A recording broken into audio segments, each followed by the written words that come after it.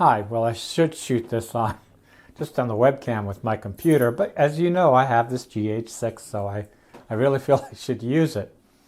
I'm talking with the Sony $30 stereo lav that's been around forever, going into an extension cord into the camera if you're curious, and I have the audio level set to negative 12 dB, which is how I like them. I don't know why I think I can do a YouTube show. I can't even talk for 20 seconds without coughing.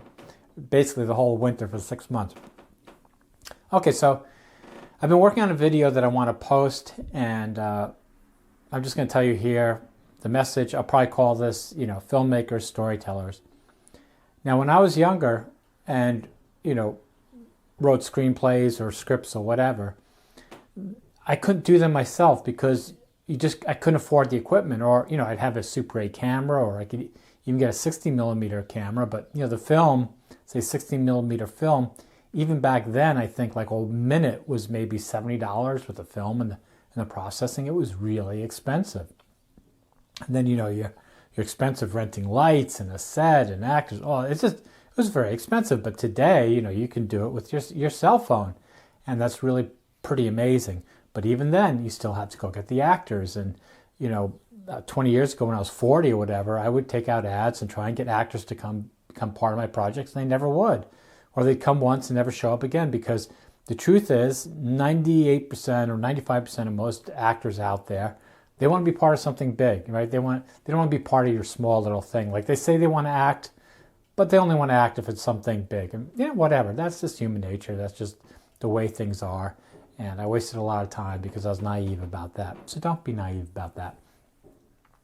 But today what's fascinating is that and I've been into this for a while. So for, even back then I tried Toonly, what was it called? Toonly or something else, but I tried various animation software. I felt if I could get animation software simple enough where I could get some voices in there and some movement that was sort of close to what I wanted, that, I could just do the movie myself. But it's, the barrier was just too high.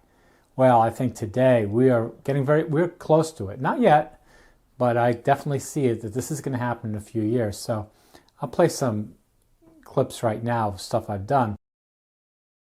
David, come here. I want to show you some art by Mark Jenkins. She's very high up, isn't she? David, this one is so basic. This one is a waste of time. Let's go get a nibble. This is more like it. Yum yum. David, you so fun. So with Capcut right now, which is $8, well, there's a free version, but if you want everything, it's like $8 a month.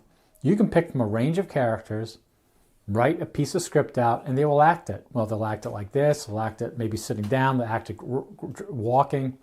It's only a matter of time before you can pick somebody and you can just rotate them and have something and say, why didn't you ever call me? And then the other person, your other character, saying, well, I didn't know you called. My phone was busted. Really, I just got a new phone. You could act that out and put a backdrop and pretty much get a good idea of your story. And you could do a movie or a TV show, and you could send it to somebody, maybe Netflix or YouTube, not Netflix, YouTube, Netflix or Prime or HBO might look at your half-hour avatar-generated story and say, yeah, we want to make a real series out of that with real people. Or maybe people would watch on YouTube and you just keep doing episode after episode. So it really is fascinating what you're going to be able to do with the technology today. And so when I look at the GH6 and I look at these cameras, like, Max, you're just so old. I mean, yeah, now you have the cameras and the equipment that if you could get the actors, to do something, you could do it. But you don't have to even need this anymore. I mean, you can do it virtually. It's getting there. It's just a matter of time. I mean, right now, if I really tried, I could do it. But I just don't have that desire to do like one script or one story and do this sort of thing. Though I really want to. I keep trying to push myself, but it's just hard. When you're older, it's just nothing. But hey, if you're in your 20s, start learning it now. It's there. It's very close to there. Write your scripts.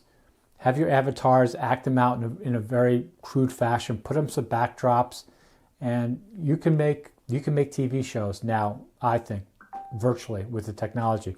Or you can mix it in with live action using the camera.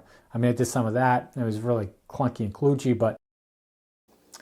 Hello, Sarah. Thanks for coming. I thought you would be younger. I'm sorry, but I had to put off my filmmaking endeavor when I had kids. Now that they're grown adults, I can get back to it. Is there a problem with my being old? I don't mind your being old. No, I just want you to be yourself. But I don't know how I would relate to anything you want to do. Do you want Mimi to play one of your children? Yes, a young person who others would be interested in watching.